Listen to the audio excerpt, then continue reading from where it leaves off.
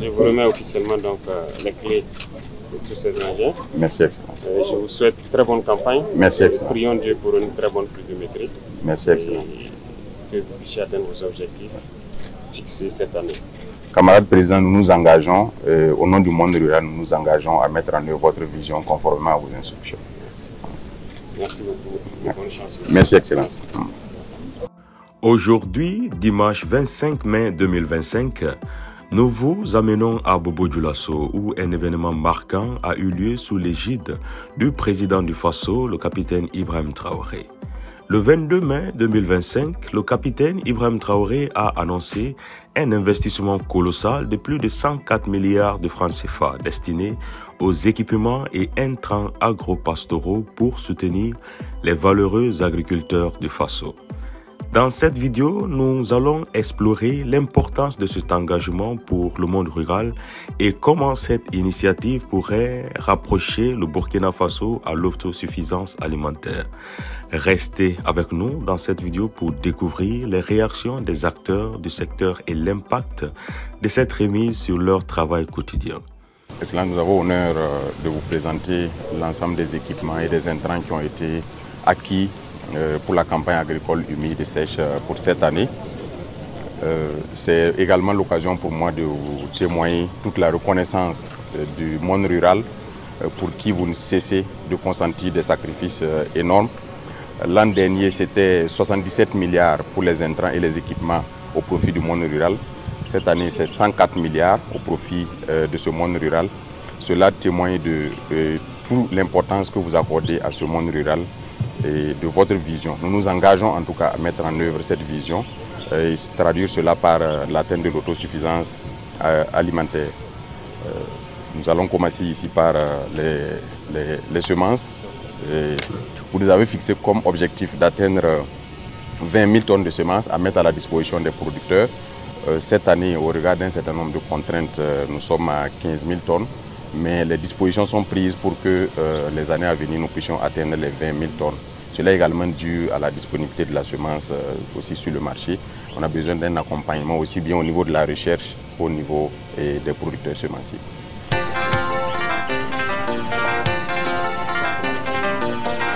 Oui, bon. Ici, nous avons les aliments pour voilà, les SPAI, voilà, les sous-produits agro-industriels, c'est destiné pour l'alimentation du bétail. Okay. Nous avons 1580 tonnes d'aliments pour poissons. Comme vous nous avez fixé comme objectif pour cette année de réduire de moitié les importations en matière de produits halieutiques. Et nous avons intensifié la production de poissons en cage flottante. Cela nécessite de l'aliment et il faut accompagner les différents producteurs pour que le coût de revenu puisse être assez réduit.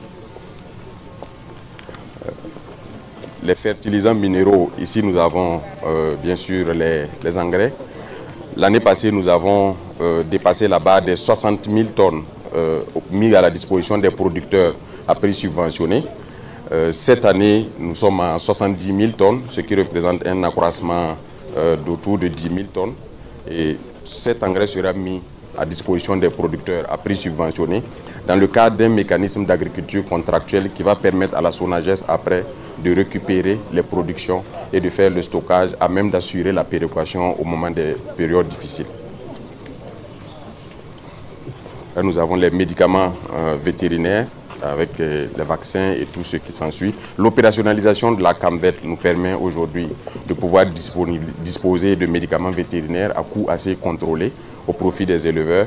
Et nous ambitionnons de faire en sorte d'installer des centres de santé vétérinaires publics pour assurer le soin des animaux par les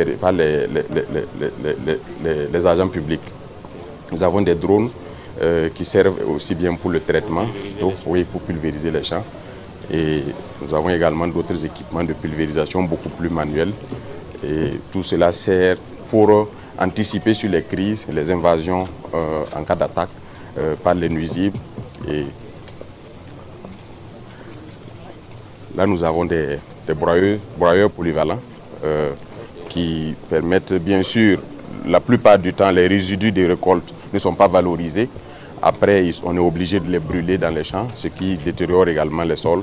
Donc l'objectif, c'est de faire en sorte que, une fois qu'on récolte, que les résidus de récolte puissent être broyés et faire des piles pour pouvoir servir à l'alimentation des animaux. Voilà. Nous avons eu des unités de transformation de patates douces à chair orange que nous avons pu acquérir pour mettre à la disposition des coopératives de femmes et leur permettre de pouvoir transformer en chips et tous ces produits-là pour la consommation. Oui, c'est fabriqué sur place. Même ceux-ci sont fabriqués par des artisans locaux. Oui. Nous avons également des kits de transformation de la noix de cajou qui seront mis à la disposition, qui seront mis plutôt à la disposition des unités de transformation pour encore encourager la transformation locale et faire en sorte que nous ne soyons pas obligés d'exporter brut. Voilà. C'est toujours les broyeurs polyvalents, un autre modèle, toujours dans le sens de valoriser les résidus de la récolte. Nous avons pu acquérir un certain nombre de véhicules pour non seulement accompagner les services déconcentrés, mais également renforcer les capacités de la Sonater et de l'ONBA, qui sont de plus en plus opérationnels sur le terrain, dans la réhabilitation des barrages, mais également dans la réalisation de nouveaux barrages. Ils ont 4 grands chantiers en cours actuellement, donc ils ont besoin de capacités logistiques. Ouais. Et les autres, ce sont des véhicules qui sont destinés aux directions provinciales, mais également aux services déconcentrés tels que les brigades de mécanisation agricole que nous avons créées sur vos instructions pour pouvoir réduire la pénibilité du travail des agriculteurs. Toujours dans ce registre, l'année passée, grâce à votre appui, nous avons pu mettre à la disposition des agents plus de 770 motos pour rapprocher l'encadrement technique des producteurs. Cette année, c'est 1033 motos qui seront mis à la disposition des agents. Nous avons choisi ce type de moto à cause de non seulement la résistance, mais également la faible consommation. Je pense que nous avons eu des retours d'expérience qui sont assez intéressants sur l'utilisation de ces motos. Nous envisageons d'en mettre 1033 à la disposition des agents. C'est toujours un peu insuffisant, mais je pense que ça renforce considérablement leur capacité pour pouvoir intervenir sur le terrain au profit des agriculteurs.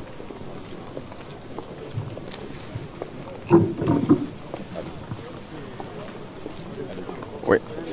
L'enjeu également pour la production, c'est, comme vous nous avez instruit de produire en tout temps, c'est bien sûr l'irrigation. Et là, nous avons des motopompes pour l'irrigation sur les périmètres qui sont installés en amont ou en aval de certains barrages. Et souvent également lorsque nous arrivons à réaliser des forages pour le faire. Ce sont des équipements qui sont attelés soit aux tracteurs, soit aux motoculteurs pour pouvoir préparer les sols, mais également réaliser les semis. Voilà. C'est toujours les motopompes. Nous avons des motopompes de 100 mètres cubes. Nous avons également des motopompes de 200 mètres cubes. Nous avons également des motopompes de petite capacité, essentiellement solaires, pour pouvoir mettre à la disposition des personnes vulnérables et réduire le coût de production parce qu'il n'y a pas d'acquisition de carburant. Il nous a été signalé il y a de cela quelques semaines des risques d'invasion au criquet pèlerin. Donc nous anticipons et ces mécanismes et ces engins-là nous permettront de pouvoir assurer un traitement efficace en cas d'invasion et éviter les risques de perte de récolte. Oui, qui est attelé derrière. Nous avons pu nous doter de quelques moyens de transport parce que nous sommes totalement dépendants. Lorsqu'il faut déployer les engrais, il faut déployer les semences. À chaque fois, nous sommes dépendants des organisations de transporteurs. Donc nous sommes dotés d'une capacité minimale de transport pour pouvoir assurer nous-mêmes le déploiement de nos intrants auprès des producteurs. Oui, bien sûr. Il y a la Sonater qui a pu acquérir 2 foreuses avec l'atelier de forage, tous les équipements qui sont attelés pour permettre de réaliser des forages, non seulement pour les personnes vulnérables à coût réduit, mais également pouvoir intervenir lorsque le besoin se fait sentir en termes de déficit en eau. Donc ils sont déjà prêts à se déployer et pouvoir le faire. Je pense que c'est la suite de l'équipement des foreuses qui est... Voilà. On entend souvent production en cage flottante. Beaucoup ne l'ont jamais vu. Ceux qui ont eu l'occasion d'aller sur le barrage de Bagré, Samandeni, barrage de Soum, Bapla, ont pu le voir. Mais là, nous avons un exemple de cage flottante. Et nous avons prévu cette année d'installer un certain nombre, près de 1000.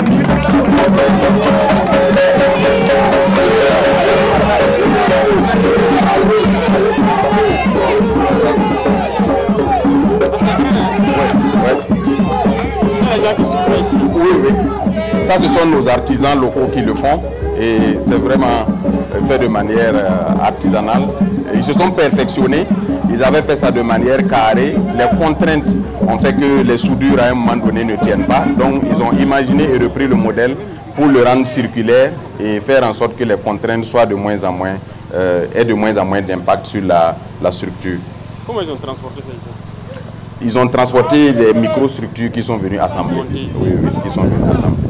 Donc, voilà, et lorsqu'il faut sortir également, c'est à travers ça qu'on fait sortir. Le filet va souvent jusqu'à 3 mètres et plus de profondeur. Et lorsqu'il faut pêcher, nous avons prévu d'acquérir des moyens pour pouvoir sortir le poisson de l'eau. Nous avons prévu d'en mettre un certain nombre à titre gracieux au profit des producteurs.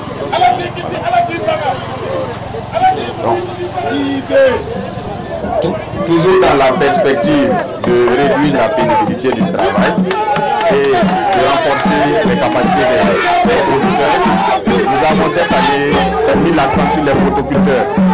Voilà, qui tous les petits espaces tels que 1 hectare, moins d'1 hectare, 2 hectares, et ces motoculteurs nous permettent de pouvoir agir vite au profit des producteurs et de consommer moins de carburant. Voilà, donc nous avons acquis cette année 1102 motoculteurs. Il y en a qui sont de fabrication locale, mais il y en a également qui ont été importés. Nous continuons de travailler avec les artisans locaux pour perfectionner la technologie. Oui. La vision, c'est de renforcer les brigades de mécanisation agricole. Nous les avons érigées en service directement rattachés aux directions techniques au niveau central, pour faire en sorte qu'au niveau de chaque brigade de mécanisation agricole, il y ait le minimum d'équipements qui permettent d'offrir aux producteurs des services à des coûts contrôlés. Voilà.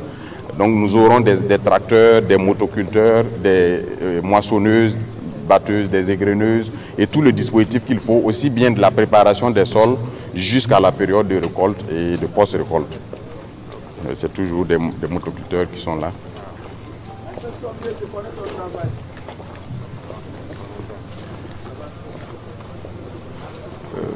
La quantité est très importante, donc nous avons juste mis un échantillon pour permettre de... J'espère qu'à la récolte cette année, on va acquérir aussi des équipements pour ça. Oui, oui. Cette année, nous avons prévu, en tout cas, des équipements post-récolte assez importants, des mini-moissonneuses pour permettre d'accélérer la récolte et enclencher, vu le volume d'aménagement que vous nous avez permis de réaliser cette année, de pouvoir enclencher rapidement une deuxième campagne.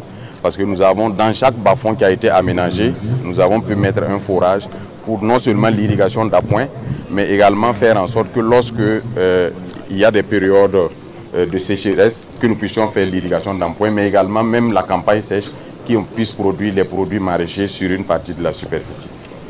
Voilà. Là, nous débutons la vague des tracteurs. L'an passé, grâce à votre appui, nous avons pu mettre à la disposition plus de 400.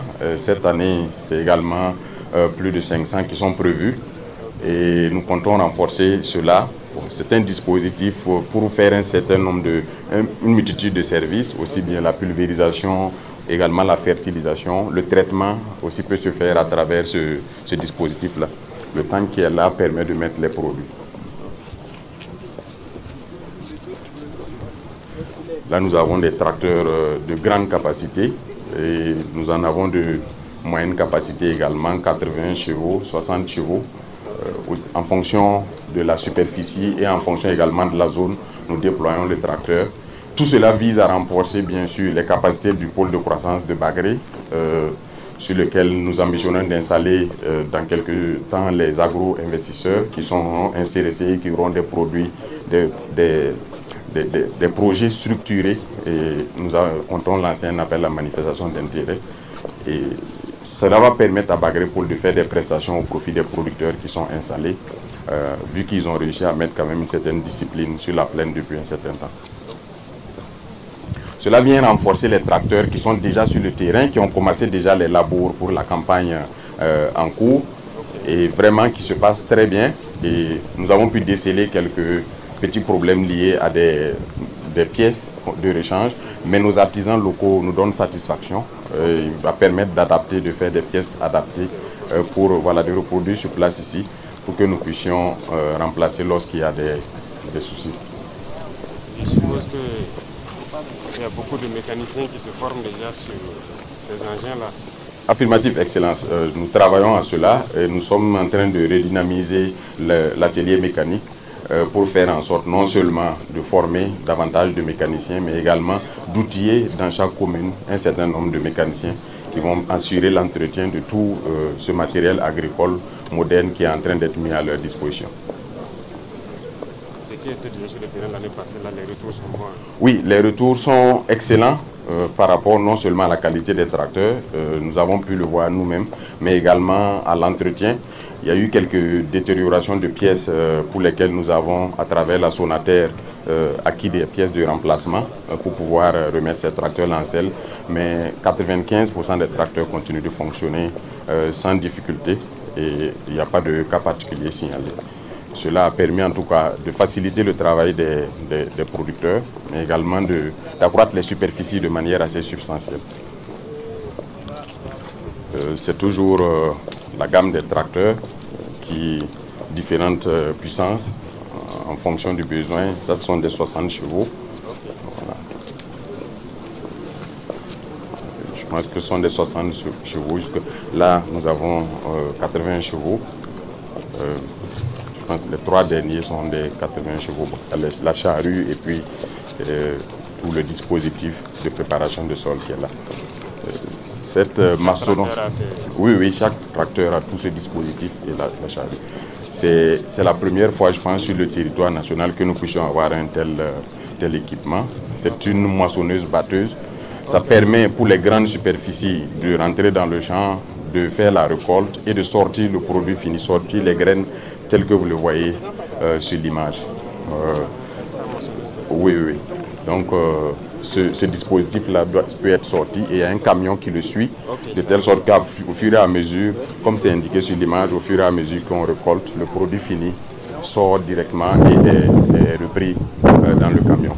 Je pense que c'est une première que nos producteurs puissent avoir accès à un tel équipement. Et après la phase pilote, nous allons essayer de voir si nous pouvons sur chaque grande plaine mettre un tel équipement pour accélérer les récoltes et faire en sorte que les gens puissent produire 3 fois au moins au cours de l'année, vu que nous avons renforcé les capacités de mobilisation d'eau.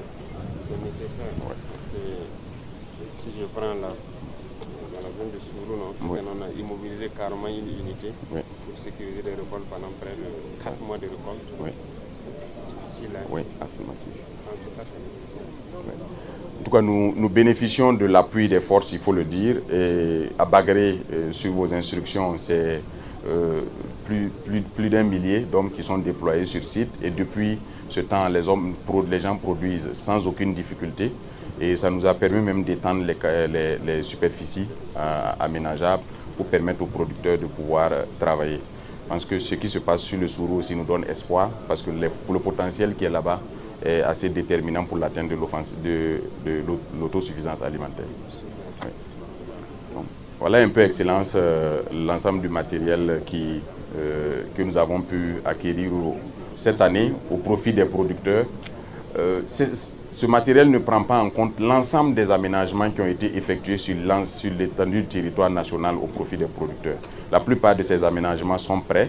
Et si nous comptabilisons ces aménagements, cette année, les investissements pour le secteur agropastoral sont autour de 192 milliards au profit des producteurs. Parce que nous avons pu faire des bas-fonds, nous avons pu faire des périmètres irrigués. Avec le renforcement des capacités de l'ONBA et de la Sonater, nous sommes également en train d'accroître la capacité de rétention d'eau pour pouvoir produire sur plusieurs cycles. Je pense que l'opérationnalisation de la Sobimap aussi a induit une diminution du coût des intrants.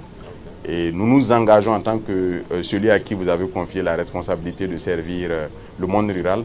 Je m'engage au nom du monde rural à mettre tout en œuvre pour que votre vision d'atteindre la souveraineté alimentaire puisse être atteinte. Merci, Excellence. Merci beaucoup.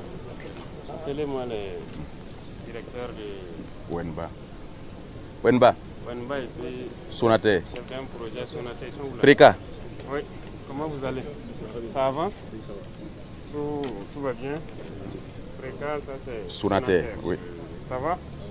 Ça avance avec les travaux? D'accord.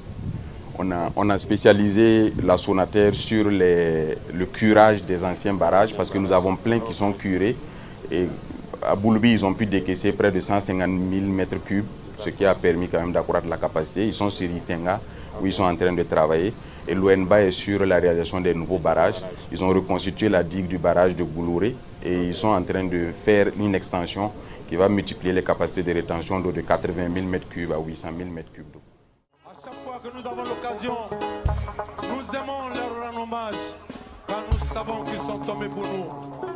Nous disons que si la France n'a pas oublié le général de Gaulle, que si les Américains n'ont pas oublié Martin Luther King, nous n'avons pas le droit d'oublier Thomas Sankara, Patrice Lumumba, Kwame Nkrumah, Jomo Kenyatta, King Rastafari from Ethiopia. Ils ont oublié la prison d'Assabo.